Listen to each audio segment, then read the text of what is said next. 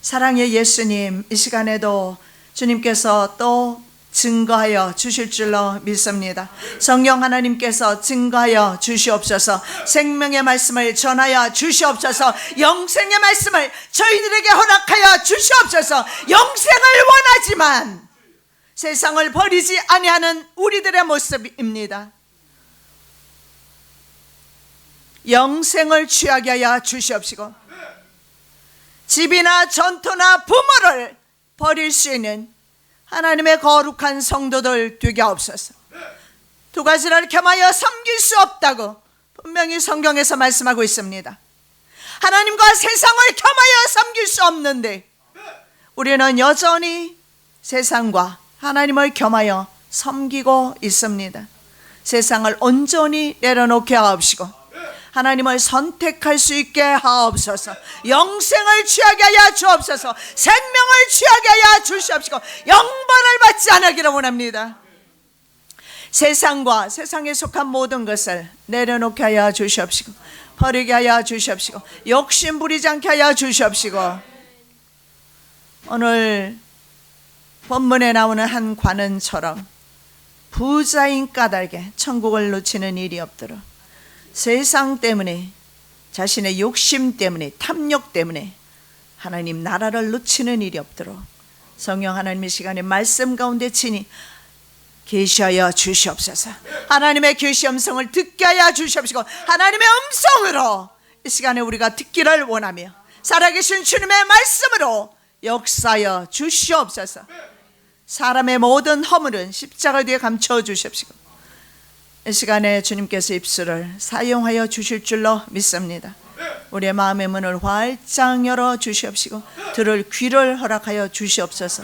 거룩하신 예수 그리스도 이름으로 기도드립니다. 아멘.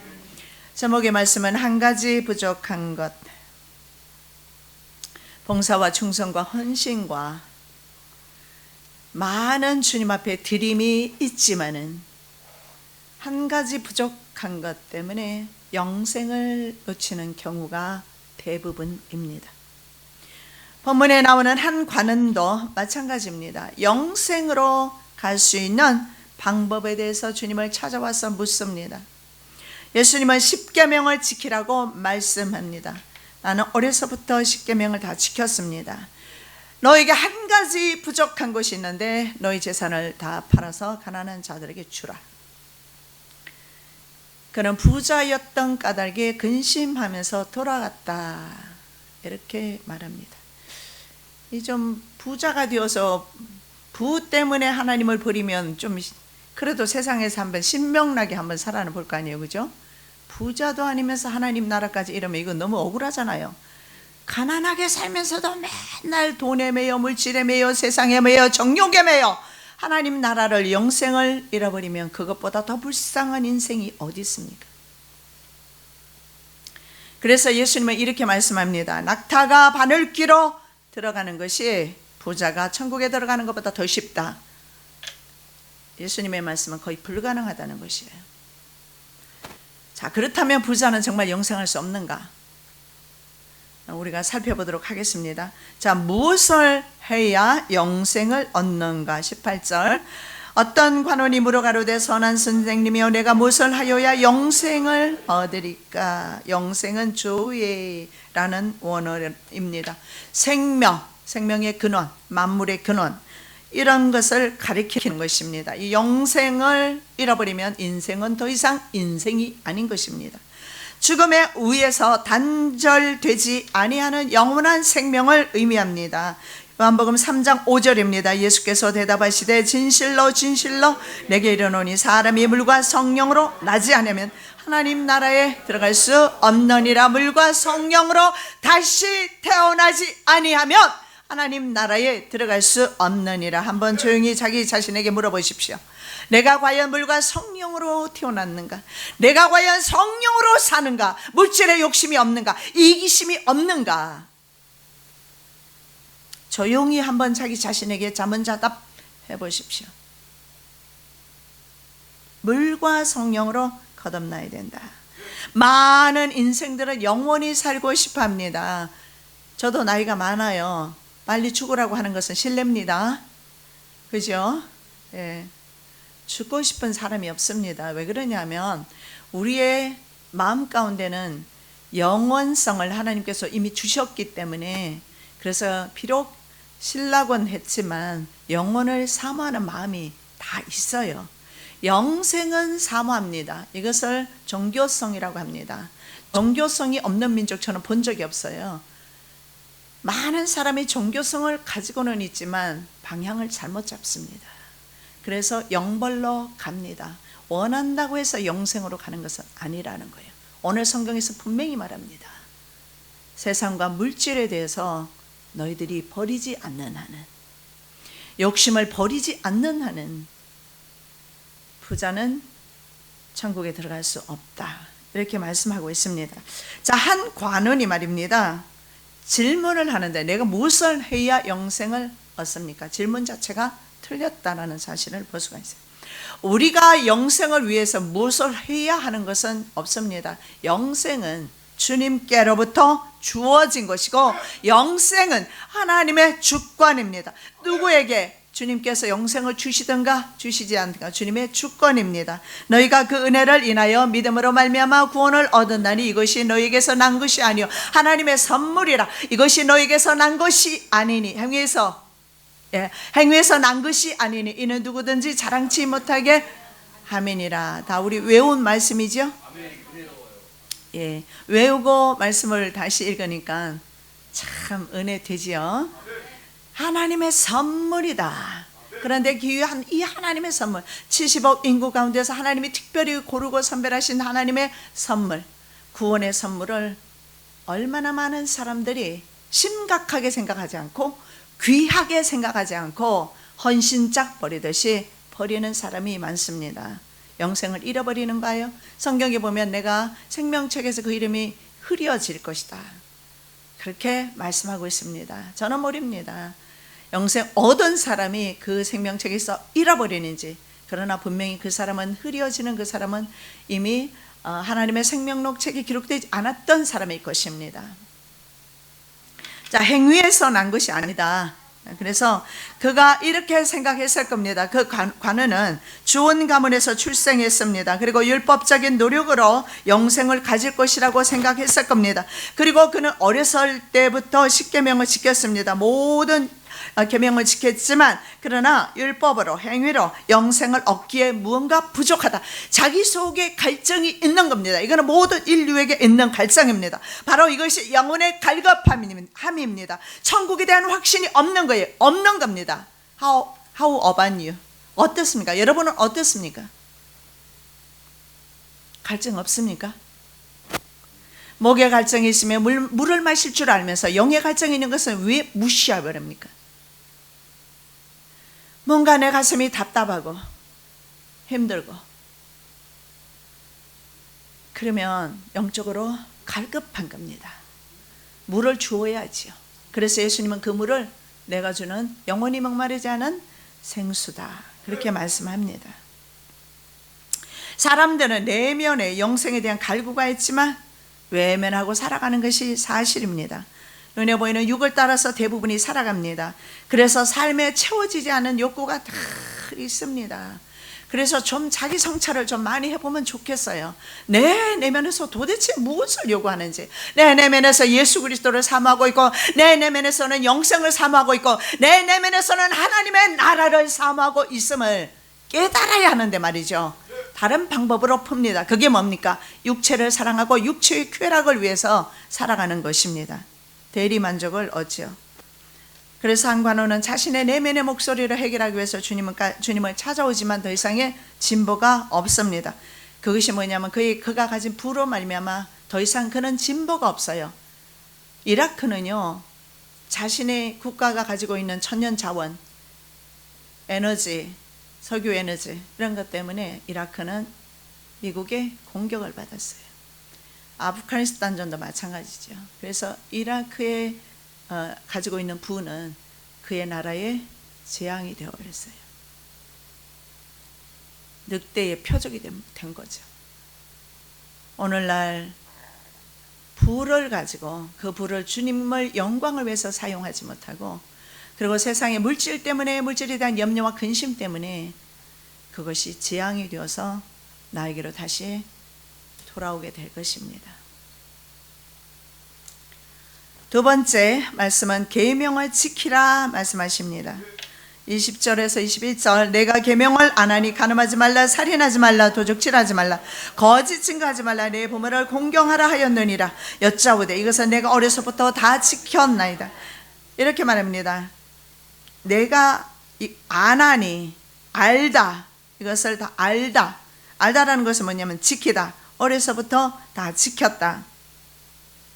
계명을, 이 관에는 하나님의 계명을 누구보다도 잘 알고 있고, 그리고 이 계명을 잘 지켰다 이렇게 말합니다. 그의 삶 가운데서는 십계명을 지켰다, 자기는 그렇게 말을 합니다. 그런데 십계명이라는 것이 바로 율법입니다. 율법이라는 것을 성경에서 분명히 말합니다. 죄를 깨닫게 해줄 뿐이다, 깨닫게 해줄 뿐이지 그 율법을 다 지킬 수는 없다 이렇게 말합니다. 로마서 3장 20절, 그러므로 율법의 행위로 그의 앞에 의롭다 하심을 얻을 육체가 없나니 율법으로는 죄를 깨달음이니라. 율법을 지켜서 의인이 되지 않는다라는 거예요. 영생에 이룰 수 없다라는 것을 분명히 말씀하고 있습니다. 그래서 바울은 율법을 그리스도에게로 인도하는 몽학 선생으로 나와 있어요. 이것이 영어 성경은 스쿨 마스터로 나와 있어요. 뭡니까? 교장입니다. 그래서 율법은 학생들을 선도하는 그런 교장의 역할에 비유하고 있어요. 자, 3장 24절, 이같이 율법이 우리를 그리스도에게로 인도하는 몽학 선생이 되어 우리로 하여금 믿음으로 말미암아 의롭다함을 얻게 하려 함이니라. 율법에 한 가지 부족한 것이 있습니다. 그러면 과거에는 율법을 지켜서 그들이 다 구원을 받지 못했습니까? 그런데 그 율법을 통해서 주님의 구약 성경을 통해서 보면 주님을 계시하고 있어요. 아브라함을 통해서, 창세기 3장을 통해서, 여자의 후손이라는 단어를 통해서 이미 구약에서도 예수님에 대해서 말씀하고 있고 성령님에 대해서 말씀하고 있어요. 그게 바로 신으로 그렇게 표현되어 있지만 같은 거예요. 똑같은 단어예요.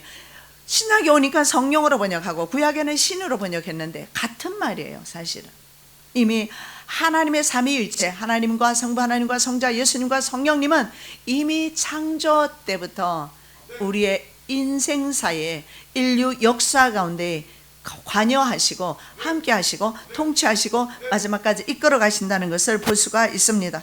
자, 그러면 율법이 한 가지 부족한 것이 무엇인가? 이것이 바로 십자가의 사랑입니다. 내가 말입니다, 선을 행하고 헌신을 하고 그 어떤 것을 한다 할지라도 삶 가운데 희생이 없으면, 자기 이기심을 버리지 못하면 역시 이 관음과 같습니다. 한 가지 부족한 것. 예수께서는 십자가의 사랑으로 율법을 완성하셨어요. 내가 율법이나 선지자를 나 피하러 온 줄로 생각지 말라. 피하러 온 것이 아니요 완전케 하려 함이니라. 율법에 부족한 것 하나, 십자가의 사랑을 완전케 하셨습니다. 십자가를 지심으로. 그렇다면 크리스찬은 십자가를, 예수를 따르는 사람을 크리스찬이라고 합니다. 그러면 크리스찬은 뭡니까?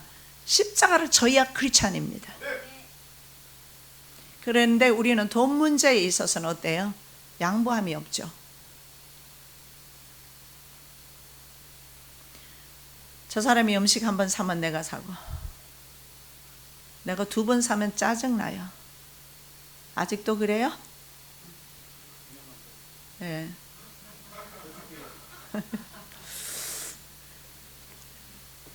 이기심을 좀 버리시기 바랍니다.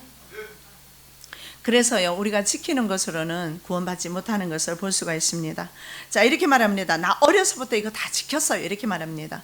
어려서부터, 이것은 뭐냐면 율법이 아들이란 뜻입니다. 무슨 말이냐면 종교적 임무를 감당할 수 있는 나이가 유대인들은 5세에서 6세입니다. 그때부터 시작해서 소년들은 율법 공부를 시작하면서 율법을 준수하는 삶을 그들은 살았습니다. 그래서 그렇지만 그럼에도 불구하고 율법을 지켰지만 그 율법을 지킴으로 그를 완전케 하지는 못한다는 거예요. 왜냐하면 사람은 근본적으로 죄를 지을 수밖에 없다라는 사실입니다. 여러분 그렇지 않아요? 여러분 성령 다 받으셨죠? 안 받으신 분도 계실 것이고, 저도 성령 받은 지 30년이 넘어가죠. 오래됐습니다. 그럼에도 불구하고 나는 그 이후에도 죄를 짓고 살아왔다라는 거예요. 십자가를 빼면 그리스도인이 아닙니다. 십자가를 져야 합니다. 이렇게 빌립보에서 말씀합니다. 그러나 나도 육체를 신뢰할 만하니 만일 누구든지 다른 이가 육체를 신뢰할 것이 있는 줄로 생각하면 나는 더욱 그러하리니 내가 8일 만에 할례를 받고 이스라엘의 족속이요 베냐민의 지파요 히브리인 중에 히브리인이요 율법으로는 바리새인이요 율법으로는 교회를 핍박하고 율법의 의로는 흠이 없는 자로라. 자기는 율법의 의로는 전혀 흠이 없다고 그렇게 사도 바울은 말합니다. 그리고 교회를 핍박하는 일을 했어요. 그래서 예수님 뭐라고 말합니까? 분명히 하나님에 대한 열심으로 섬겼습니다. 하나님에 대해서 순종함으로 섬겼습니다. 그런데 예수님께서 뭐라고 말씀하십니까? 너 왜 나를 핍박하느냐? 성도들을 죽이는 일에 합류했습니다. 그런데 너 왜 나를 핍박하느냐? 예수 잘못 믿고 있었다는 거예요. 하나님을 잘못 믿고 있었다는 거예요. 율법으로 흠이 없었지만 말이죠. 그래서 결국은 율법으로 흠이 없고 세상에서 아무리 참 모든 사람들에게 존귀와 그런 영광을 받는 입장에 있는 사람일지라도 역시 주님 앞에서는 죄인으로 설 수밖에 없습니다. 그러나 율법적인 열심이 오히려 예수 그리스도를 핍박하는 일에 앞장서게 오히려 만들었답니다. 땅에 엎드려서 들으며 소리 있어 가로되 사울아 사울아 내가 어찌하여 나를 핍박하느냐 하시거늘 대답하되 주여 니시오니까 가라사대 나는 내가 핍박하는 예수라. 예수 잘 믿읍시다. 바르게 믿으셔야 돼요. 바르게. 자, 세 번째로 우리가 다시 생각해 보실 말씀은 다 팔아서 가난한 자들에게 나눠주라. 이제 큰일 났어요. 돈이 있으면 다 팔아서 나눠주라고 하시네. 22절 예수께서 이 말을 들으시고 이르시되 내가 오히려 한 가지 부족한 것이 있으니 내게 있는 것을 다 팔아 가난한 자들을 나눠주라. 그리하면 하늘에서 보화가 내게 있으리라. 그리고 와서 나를 쫓으라 하시니. 자, 율법을 온전히 준수했다는 이 관은, 이 청년, 뭐 성경에는 이렇게 나눠서 어떤 곳은 청년, 어떤 곳은 관원 이렇게 나와 있는데, 그런데 이 관원의 말이 한 가지 부족한 것을 지적하는데 물질 문제입니다. 탐심은 우상 숭배이다 이렇게 말합니다. 그는 스스로 10계명을 다 지켰다고 하지만 실제로는 10계명 중에서 10번째 계명과 첫 번째 계명을 어깁니다. 자, 첫 10째 계명이 뭐냐면 뭡니까? 이웃의 소유를 탐내지 마라. 소유에 욕심 부리지 말라 이 말입니다. 소유. 그러니까 세상에 속한 모든 것들이 소유입니다. 그죠? 이런 것에 욕심내지 마라. 이미 10계명 걸렸어요. 근심하면서 돌아갔잖아요. 그리고 이렇게 1계명은 뭐라고 말합니까? 나 외에 다른 신을 두지 말라 했는데 물질이 그에게 신이 되어버렸어요. 그래서 이미 그는요 1계명, 10계명 다 못 지켜요. 저도 있잖아요. 목사 가정에서 자라났고 저희 아버지가 많이 엄격했어요. 주일날 돈도 못 쓰게 했고 나 수학여행 가본 적이 없어요. 우리 아버지 때문에 불평이 참 많았죠. 그래서 굉장히 스트릭하게 저희들을 훈육을 하셨기 때문에 저도 좀 그런 버릇이 좀 있었는데 미국 가서 살면서 싹 다 깨졌어요. 이런 형식적이고 율법적이고 물론 그 근본 정신을 어길 수는 없죠. 그러면서도 여전히 저는 예배에 관해서나 하나님 앞에 드림에 있어서는 좀 스트릭한 편이 아니라 스트릭합니다. 근데 많이 제가 좀 그런 부분에 있어서는 여유가 있어졌어요. 예. 자, 우리가 말입니다. 그래서 제가 있잖아요. 좀 율법적이었다가 이 복음을 깊이 깨달으면 깨달을수록 자유했어요. 그래서 나는 툭 까놓고 말합니다. 난 죄인입니다. 여러분에게도 지금 이 자리에서 여러분에게 말씀드립니다. 전 죄인입니다. 저를 보고 실망하더라도 어쩔 수 없어요. 실망한 사람 떠날 것이고 어쩔 수 없어요. 난 여전히 주님 앞에는 죄인이기 때문에. 여러분은 어떻습니까? 우리는 하나님의 계명을 완벽하게 지킬 수가 없어요. 이 사람은 바로 계명을 지키는 것을 지켰다고 하지만 거짓말입니다. 결국은 그가 신뢰하는 자, 만몬의 영, 그것이 바로 그의 하나님이었어요.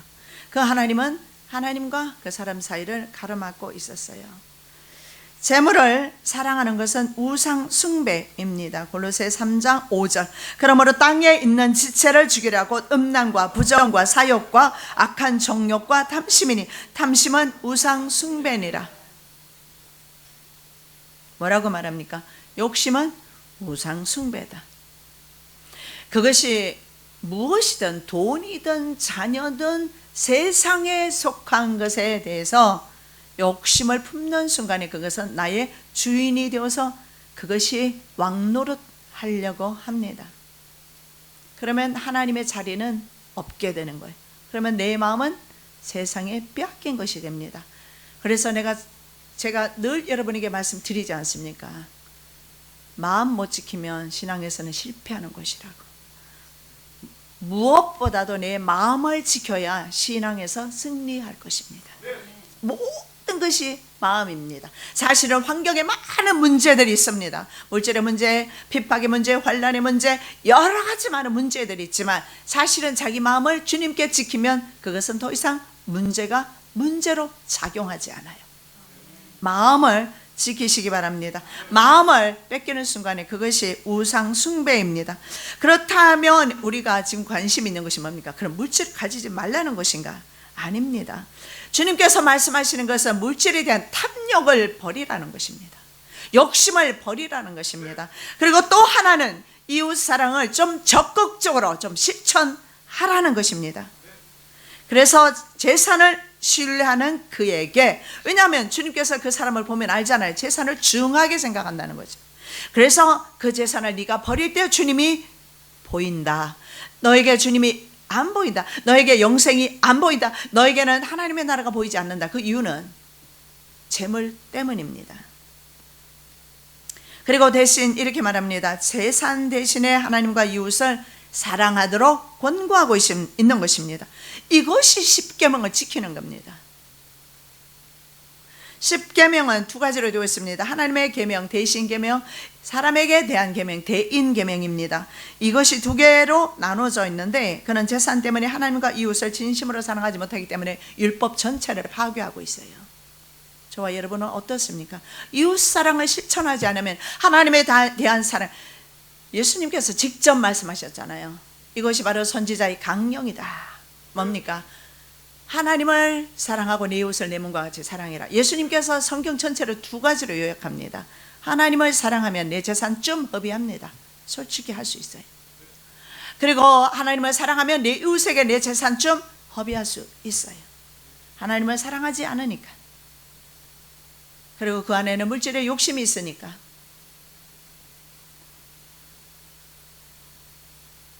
그래서 하나님을 사랑하고 이웃을 사랑하고, 그래서 이것이 바로 하나님께 나가는 걸림돌이 이 사람에게는 물질이 되었다라는 거예요. 각양 사람에게 아마 하나님께로 나가는데 걸림돌이 있을 것입니다.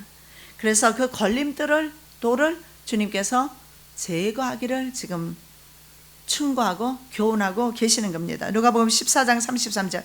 이와 같이 너희 중에 누구든지 자기의 모든 소유를 버리지 아니하면 능히 내 제자가 되지 못하리라. 그의 소유물을 이웃에게 나누어 주라고 명령한 것은 크리스찬들은 무조건 청빈하게 살아라, 무조건 가난하게 살아라 아닙니다. 여러분, 크리스찬들이 멋지게 하나님의 사역하는 사람 얼마나 많은 줄 아십니까? 자기의 가진 재산 가지고. 그래서 소극적인 구제 정도, 그저 그냥 모양새만 내는 구제 정도 넘어서 적극적인 이웃사랑을 실천하라. 이것이 기독교인의 역동적인 삶입니다. 너희 소유를 팔아 구제하여 낡아지지 아니하는 주머니를 만들라. 곧 하늘에 둔 바 다함이 없는 보물이니 거기는 도적도 가까이 하는 일이 없고 좀도 먹는 일이 없느니라. 이렇게 말씀을 합니다. 하나님의 나라에 내 재물을 쌓을 때에 그것은 없어지지 않는다. 그런데 어떻습니까? 여러분, 재물 평생 많이 모아봤죠? 재물 많이 잃었을 겁니다. 여러분의 건물 많이 잃어보았을 겁니다. 집도 잃어보았을 겁니다. 여러분, 어떻게 생각하십니까? 물질이라는 것이 참 허무한 것이다. 예, 그렇습니다. 세상에 속한 모든 것은 허무한 것입니다. 하나님 앞에는 아무것도 아닌 nothing입니다. 그런데 우리는 그것이 에브리띵 되어버렸어요. 그게 문제입니다. 하나님의 우리의 에브리띵, 모든 것이 되셔야 합니다. 바꾸셔야 돼요. 하나님께서 물질 가지지 말라는 것이 아니라 이것은요, 우선순위의 문제입니다. 하나님을 먼저, 그리고 물질, 이 물질은 하나님의 선물일 뿐입니다. 이 물질을 하나님과 하나님 나라를 위해서 선용할 수가 우리는 있는 겁니다. 그래서 물질을 주님 앞에 요구할 수도 있습니다. 관리 능력이 있다면 말입니다. 고린도후서 5장 1절입니다. 그리스도께서 우리로 자유케 하려고 자유를 주셨으니 그러므로 굳세게 서서 다시는 종의 멍에를 매지 말라. 이것이 바로 세상에 있는 모든 것이 바로 종의 멍에입니다. 내가 너희를 종으로부터 돌아오게 했는데 왜 자꾸 세상 종로로 다니냐. 이스라엘 사람들이 그랬습니다. 이스라엘의 나쁜 습관을 우리가 배우지 아니하기를 원합니다. 그들은 맨날 입만 벌리면 하는 소리가 이집트에 갔으면 좋겠다, 부추를 먹었으면 좋겠다, 고기를 먹었으면 좋겠다. 그렇지만 그들은 그리로 돌아가면 종일 뿐입니다. 영원히 종입니다. 왜냐하면 왕조가 바뀌었어요. 힉소스 왕조 통치할 때, 이방 민족이 통치할 때 그들도 거기서 총리가 될 수 있었지만 다시 이제는 이집트 왕조로 18, 19 왕조가 들어서 버렸어요. 그래서 그들은 모든 이방인들을 축출하고 종으로 삼아 버렸어요. 그럼 영원히 종인 것입니다. 종으로 살고 싶습니까? 마귀의 종으로 살고 싶습니까? 육체를 신뢰하는 것은 마귀의 종입니다. 세상을 신뢰하는 것은 마귀의 종 되는 것입니다.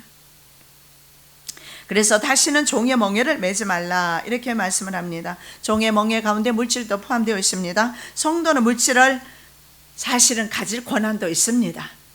그리고 버릴 권한도 있습니다. 저는 30여 년 전에 하나님께서 이 물질에 대한 시험을 주셨죠. 그래서 저는 그때 한번 하나님께서 1,400만 원을 드리게 한 적이 있었어요. 저는 그때 드릴 때 하나님께서 저에게 말씀하셨어요. 네가 이것을 드리면 내가 너에게 평생토록 삽질하지 않겠다. 예수 믿으면서 삽질하는 것은 모양새 안 좋아요? 아주 안 좋습니다. 우리는 삽질하라고 하나님께서 창조하신 거 아니에요. 하나님의 영광을 선포하라고, 하나님의 창조 동산을 마음껏 유용하라고 우리에게요, 하나님께서는요 바로 종속적인 지배권을 주셨습니다. 종속적이지만 지배권을 주셨어요. 다스리라고 하셨잖아요. 다스리기는커녕 그냥 다스림을 받고 있어요. 맨날 징징거리며 물질의 종로로 타고 있고, 세상의 종로로 타고 있고, 자식 종로로 타고 있고. 우리는 하나님의 종입니다. 세상 종 아니에요. 순서로 바꾸시면 안 돼요. 절대로 물질은, 세상은 경배의 대상이 아닙니다. 다스림의 대상. 하나님은 오직 예배의 대상, 경배의 대상. 우리 하나님 뿐이에요. 우리 하나님 최고예요. 하나님이 살아계셔서 얼마나 행복합니까? 그죠? 하나님만 살아계시면 참 불행할 뻔했어요. 뭐 성공이나 제대로 해봤습니까? 뭐 엄청나게 뭐 걱정이 될 정도로 부자입니까? 솔직한 말로 안 그래요? 부자 있으세요? 헌금 좀 많이 하시던지. 농입니다. 우리는 헌금을 강조하는 교회 아닙니다. 하나님은요, 믿음을 받으시지 돈 받지 않으세요. 하나님이 뭐가 공석해서 우리 돈 받으십니까? 내가 하나님을 사랑하면 내 주머니 털어요. 하나님 안 사랑하니까 내 주머니가 안 열리는 것 뿐이에요. 그래서 주머니가 열리는가 안 열리는가 보면 자기 자신의 신앙의 척도를 점검할 수 있어요.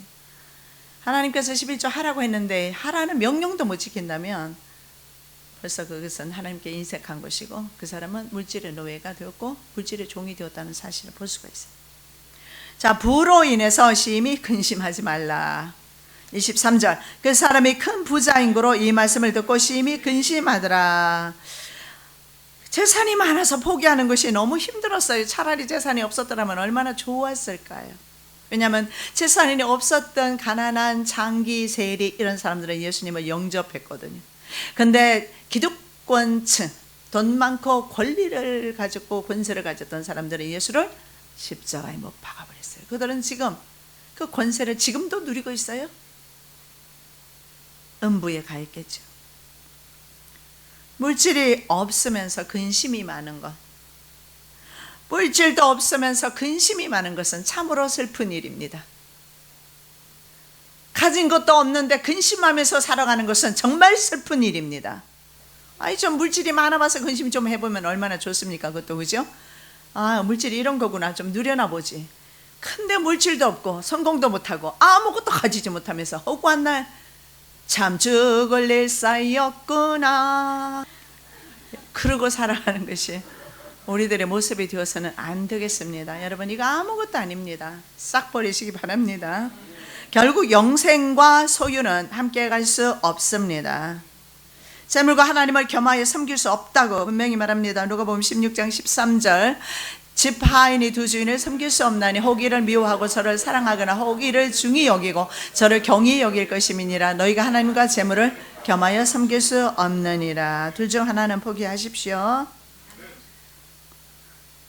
그는 예수님께 나오는 영적 갈증을 느끼면서도 결국 정욕을 포기하지 못해서 영생을 놓치고 맙니다. 로마서 13장 14절, 정욕을 위하여 육신의 일을 dom하지 말라. 장사하는 사람들이 이익을 보는 것은 당연한 이치입니다. 그러나 돈은 잠깐 보이다가 없어지는 것입니다. 그런데 많은 사람들은 장사의 이익을 위해서 성을 떠나다니면서 도시를 옮겨다니면서 장사를 해봅니다. 그러나 이것이 너희에게 무슨 유익이 있느냐 말씀합니다.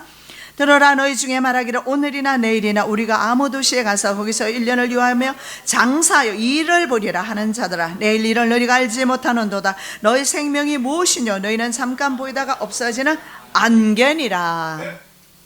물질을 쫓아서 이 도시 저 도시 쫓아다니지 말라는 거예요. 간다고 해서 나아지는 것 없습니다. 제가 미국에 살면서 느끼는 것은 자식 교육시키려고 대부분이 미국을 오더라고요. 자식이 더 망칩니다. 자식을 더 망쳐요. 왜냐하면 부모가 아침부터 저녁까지 돈을 벌어서 그래야 집값 내고 차값 내고 자식 교육시키고, 교육은 무상 교육이지만 집값을 내야 되잖아요. 은행은 돈으로 사니까. 미국에서 오신 우리 집사님 두 분 꺼덕꺼덕 고생 좀 하셨어요, 그죠? 본인이 고생해 보셔서 아셔요. 페이먼 때문에, 그죠? 한국 사람들은 또 집은 가면은 정말 좋은 집 사버립니다. 은행에서 막 융자를 해주니까. 차도 절대 헌차 같은 거 안 타죠. 좋은 차 타버립니다. 그때부터 매이기 시작하는 거예요. 그러면 자식들은 어때요? 섹스, 마약, 학교도 가지 않죠. 친구들하고 어울려서. 그래서 저는 글쎄 제 눈에만 그렇게 보이는지 몰라도 정말 우리 한국 한인들이 말입니다. 한인들의 자녀들이 정말 그 땅에서 말입니다. 성공해서 미국 주류 사회로 들어가야 될 거 아니에요. 미국인 그 틈으로 들어가서 살아야 될 거 아니에요. 그렇게 하려고 하잖아요. 그런데 한국 커뮤니티가 있어요. 그 안에서만 서로 벌어먹고 살아요. 뭐 빵집을 하든 아니면 셀프 가게를 하든 뭘 하든 그렇게 하면서 살아갑니다. 그죠? 아니면 청소하든지 세탁소 하든지. 대학을 나와도 그러더라고요. 한국 사람을 상대로 돈을 벌고 살아가고 있어요. 그들은 모독하자는 것이 아니라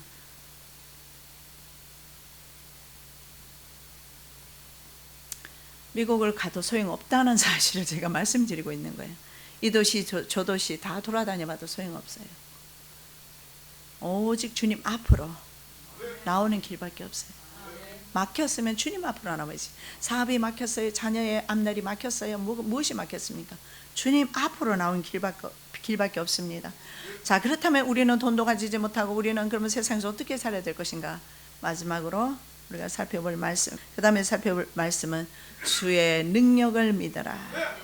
주의 능력을 믿으라. 24절에서 27절, 예수께서 저를 보시고 가라사대 재물이 있는 자는 하나님 나라에 들어가기가 어떻게 어려운지 약대가 바늘귀로 들어가는 것이 부자가 하나님의 나라에 들어가는 것보다 쉬우니라 하신대. 듣는 자들이 가로되 그런즉 누가 구원을 얻을 수 있나이까? 가라사대 모를 사람이 할 수 없는 것을 하나님은 할 수 있느니라. 사람이 생각했을 때 낙대가 바늘귀로 어떻게 들어갑니까? 절대로 이거는 불가능합니다. 그래서 하나님의 나라에 부자는 전혀 들어갈 수 없다. never. 그거는 아니라는 거예요. 하나님 나라에 부자가 하나님 나라에 들어가는 것보다 낙대가 바늘귀로 들어갈 수 더 쉽다고 했으니까 이거는 불가능이잖아요. 그러나 하나님 나라에 들어가는 것이 재물이 방해가 된다고 말씀하고 있는 거지 안 된다라고 말씀하고 있는 건 아닙니다. 방해 요소를 제거하는 것이 저희들의 의무입니다. 방해 요소를 제거해야 되는 것이 우리의 할 일입니다. 하나님은 우리에게 이미 구원을 약속해 주셨잖아요. 영생을 약속해 주셨지 않습니까? 내가 정취하도록 내가 믿음을 가지고 달려나가야 되지 않겠습니까? 그래서 우리의 행위로 말미암아 구원이 온전케 된다고 야고보서는 말씀을 하고 있습니다. 그래서 재물이 하나님 나라에 방해가 될 뿐이지 안 되는 것은 아니다. 그리고 인간의 힘으로는 정말 불가능한 일입니다. 인간의 힘으로는 정말 불가능한 일입니다. 그러나 부자가 하나님 나라에 들어가기 어려운 이유는 재물을 의지하거나 재물을 모으기 위해서 하나님이 싫어하는 불의를 행한다는 거예요. 거짓말하면서 돈 벌어요. 거짓말하지 마십시오. 무슨 선의의 거짓말 그딴 것도 만들지 마시고 하지 마십시오. 하지 말라면 하지 마세요. 그리고 부의 축적을 위해서 다른 사람을 착취하기 때문에 하나님께서 기뻐하시는 것이 아닙니다. 그래서 부의 또 속성이 그래요. 부의 속성이 뭐냐면 부는 부를 계속 요구를 하게 되어 있어요. 오늘 아침 드셨어요? 점심 드실 겁니까? 그리고 집에 가셔서 저녁도 또 드실 거죠? 아유, 굶어버리지 그러세요. 못 살죠, 그죠? 우리 육체는요 계속해서 요구를 합니다. 부도 있잖아요. 돈이 좀 생겨보면 거기에 재미가 있어요. 나 돈 벌 때 좀 그랬어요. 돈이 모이니까 이게 재미가 있으니까 돈에 완전히 내 목숨 걸었던 적이 나도 있었어요. 그런데 나중에 내가 목숨 걸은 재물을 남편이 가져가서 다 그냥 없애버렸더라고. 그때 허무하구나. 내가 이렇게 죽으라고 번 돈이, 내 자식은 어린 자식 남의 손에 맡겨놓고 울면서 내가 돈을 벌러 다녔는데 다 날아갔구나. 그래서 내가 남편을 그때부터 왼수로 봤죠. 그러다가 이제 주님을 만났습니다. 만나고 나니까 제가 주님 만나고 변한 것 많은 것이 있어요. 일단 제 사상이 바뀌어버렸어요. 사상이 바뀌면서 정말 지금까지 내가 버린 것이 있어요. 물질입니다. 근데 제 지금 어떠세요? 제 멀쩡해 보이죠? 돈 없어 보입니까? 아무도 내 돈 없을 때조차도 돈 없다고 보지 않더라고요. 그게 좀 억울하더라고. 좀 불쌍하게 보고 돈 좀 주면 좋을 텐데 저는 있거나 없거나 근심하지 않습니다. 두려워하지도 않고요. 염려하지도 않고요. 내일 어떻게 살아갈 것인가 걱정하지도 않고요. 뭐 주름만 늘 뿐인데 내가 염려한다고 돈이 들어올 것 같으면 나는 기도 그냥 그만두고 염려로 가려고요. 근데 소용없어요. 그렇다면 어떻게, 이제 문제가 남았죠? 낙타가 바늘귀로 들어갈 것인가? 두 가지 견해가 있습니다. 예루살렘으로 들어가는 큰 대문이 있잖아요. 대문 옆에 보면 작은 문이 있답니다. 높이와 길이가 있잖아요. 옆에 길이와 높이, 옆에 넓이가 사실은 두 사람도 안 돼요. 한 사람이 겨우 있잖아요. 아주 겸손하게 구부리고 겨우 들어갈 수가 있답니다. 그런데 낙타가 말입니다. 그 문으로 들어가려고 시도를 했던 적이 있었던 것 같습니다. 그래서 그 문을 억지로 들어가려고 했기 때문에 그 문을 바늘귀 문이라고 했어요. 낙타가 억지로 그 바늘귀 문으로 낙타가 바늘귀로 들어갈 수 없잖아요. 바늘 속으로. 그래서 이것이 그 낙타가 노력하는 것을 보고 그 문을 바늘귀 문이라 이렇게 불렀다고 합니다. 또 하나는 다른 견해가 있어요. 그게 뭐냐면 헬라어로 카멜로스입니다. 낙타가. 그리고 그 다음에 선박용 밧줄이 있어요. 그것이 바로 카밀로스 비슷하죠. 그래서 부자가 하나님 나라에 들어가는 것보다 차라리 밧줄이 바늘귀로 들어가는 것이 쉽다. 밧줄은 또 굵잖아요. 그것도 역시 물론 못 들어가지만 그렇게 말하고 있다라는 겁니다. 그런데요, 오늘 성경에서 말씀하시는 것은 이 두 가지 견해도 있지만 하나님 앞에서는 불가능이 없다라는 사실을 말씀하고 있는 거예요. 그래서 우리 하나님은 구원의 하나님입니다.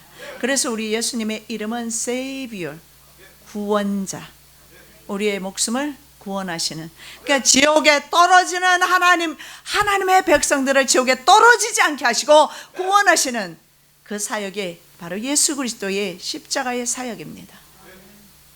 그래서 하나님께는 능치 못함이 없습니다. 그리고 예수님은 어차피 이 부가 허망하기 때문에 부에 마음을 두지 말라 이렇게 말합니다. 그리스에 부의 여신이 있었습니다. 머리가 여자 머리입니다. 그런데 몸은 날개 있는 사자 모습이에요. 그리고 그 여자는 눈봉사에다가 절름발입니다. 그래서 이렇게 다들 해석을 합니다. 부의 여신이 눈이 멀었기 때문에 악한 사람이 돈을 많이 번대요. 그리고 가난한 사람은 돈을 벌 수가 없다라는 거예요. 가난하다고 생각하시면 돈 벌려고 생각 안 하시는 게 낫다 이 말입니다. 돈 안 들어올 거예요. 쉽지가 않죠. 국제 다국적 그룹이나 이런 사람들이 거의 90%, 부의 90%를 가지고 있는데 나머지 70억의 인구가 10% 가지고 나눠 쓰는데 얼마나 돌아올 것 같습니까? 그리고 절름발입니다. 절름발인 것은 돈이 더디게 모인다라는 거. 절름발이 못 걷잖아요. 그리고 날개가 있는 것은 그렇게 절름발이처럼 이렇게 평생을 모았는데 쉽게 날아가 버린다 라는 것을 교훈하고 있다라는 겁니다. 잠언 11장 24절 흩어 구제하여도 더욱 부하게 되는 일이 있나니 과도히 아껴도 가난하게 될 뿐이라. 날아가는 것을 성경에서도 말씀하고 있습니다. 부의 분배로 근심하는 그는 천국에 들어가는 것이 낙타가 바늘귀로 들어가는 것보다 어려워졌습니다. 그리고 선박용 밧줄이 바늘귀로 통과하는 것처럼 영생이 어렵게 되었습니다. somebody, 누구에게는 어렵게 되었어요. 그러나 또 다른 somebody에게는 어려운 일은 아니라는 거죠. 왜냐하면 하나님을 온전히 신뢰하고 영생으로 들어가는 사람에게는 영생을 허락하신 하나님으로 인하여서 쉬운 일이에요. 바늘귀로 낙타가 들어가는 것이 쉬운 일이다 이 말입니다. 하나님께는 능치 못함이 없으시기 때문에. 그러나 어떤 사람에게는 이것은 불가능합니다. 왜냐하면 그에게는 영생이 주어지지 않았기 때문에 그렇습니다. 하나님께서는요 밧줄을 실처럼 만드셔서 끼울 수도 있어요. 그리고 바늘구멍을 밧줄이 아니면 들어갈 수 있도록 누르어서 선박용 밧줄이 들어갈 수 있도록 하나님은 하십니다. 그러니까 하나님이시죠. 결국은 오늘 여기서 주시는 말씀은 구원에 관해서만큼은 주님의 주권이다 하는 것을 알 수가 있어요. 재산을 이웃에게 좀 나눠주고 그리고 주님을 사랑한다면 말입니다. 주님께 올려드리고, 이것이 우리가 정말 주님께 올려드리는 십계명의 삶이고 십자가의 사랑입니다. 여러분 그 사람을 한번 생각해 보십시오. 한 관원을 생각해 보십시오. 그의 분은 어떻게 되었을까요? 역시 날아갔지요. 자기가 목숨이 끊어지는 순간에 금은 쪼가리를 쥐고 좀 관속으로 들어가면 좋겠는데 누가 그거 쥐어주겠어요? 금은 쪼가리? 절대 안 쥐어줘요. 자식이라도 안 쥐어줍니다. 기대하지 마세요. 아니 죽어서 땅바닥에 묻히는데 그 사람에게 왜 쥐어주느냐고. 자식이라도 빼앗는다고요. 그러면 그의 부는 지금 누구의 것이 되었을까요? 그의 반응으로 봐서 그는 지금 어디에 있을까요? 제 생각입니다. 아닐 수도 있고요. 나중에 회개했을 수도 있잖아요. 그는 지금 지옥에 있을 겁니다. 여러분, 영생을 택할 것인가 영벌을 택할 것인가 여러분의 선택입니다. 저와 여러분의 선택입니다. 만일 그렇다면 부를 내가 원한다면, 근데 어떤 분에게 제가 기도를 하니까 하나님께서 물건 주신다는 분이 계셨어요. 그분은 물질을 굉장히 많이 이웃에게 퍼주는 분입니다. 그래서 하나님께서 물질을 허락을 하시는 겁니다. 그런 분도 있으세요. 그런데 물질을 어떻게 그러면 그 부를 선용할 것인가, 그것을 먼저 생각하고 주님 앞에 물질을 기도하시기 바랍니다. 그렇지 않으면 그 물질이 우리에게 올무가 될 것입니다. 그리고 시험과 걱정거리가 되어서 나에게로 되돌아올 것입니다. 정말 우리가 하나님 나라를 위하여 욕심을 버릴 때 영생의 약속을 받습니다. 말씀 보겠습니다. 29절에서 30절. 이르시되 내가 진실로 너에게 이르노니 하나님의 나라를 위하여 집이나 아내나 형제나 부모나 자녀를 버린 자는 금세에 있어 여러 배를 받고 내세의 영생을 받지 못할 자가 없느니라 하시니라. 자, 잠깐 우리가 생각해 보겠습니다. 금세에 있어서 여러분은 무엇을 버려야 할 것 같습니까?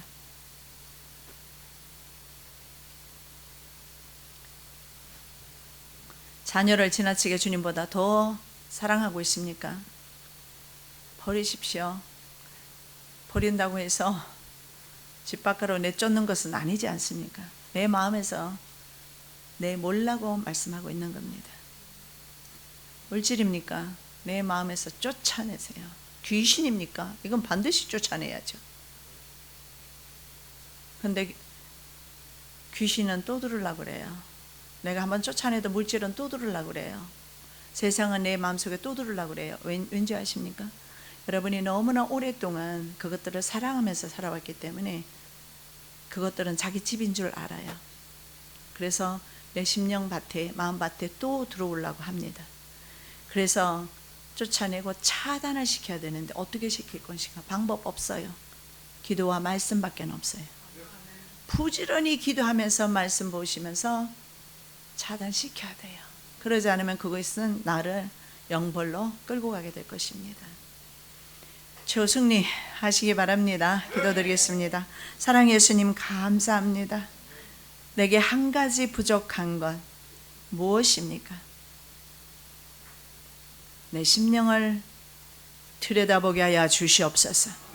그리고 이 시간에 간절히 기도합니다. 한 가지 부족한 것을 채우기를 원합니다. 십자가의 사랑으로 채우기를 원합니다. 정과 육신은 이 시간에 쫓아내기를 원합니다. 떠나갈지어다. 내 심령 가운데서 더러운 욕심은 내가 나사렛 예수 그리스도의 이름으로 명하노니 떠나갈지어다. 원수마귀는 떠나갈지어다. 정욕은 떠나갈지어다. 세상은 떠나가고 내 심령 가운데 천국이 임하기를 원합니다. 하나님의 나라가 임하기를 원합니다. 주님 도와주시옵시고 두 번 다시 이 세상 속한 것들로 내 마음의 성전을 더러운 것들로 채우지 않도록 성령 하나님 저희들을 도와주시옵소서. 거룩하신 예수 그리스도의 이름으로 기도드립니다. 아멘.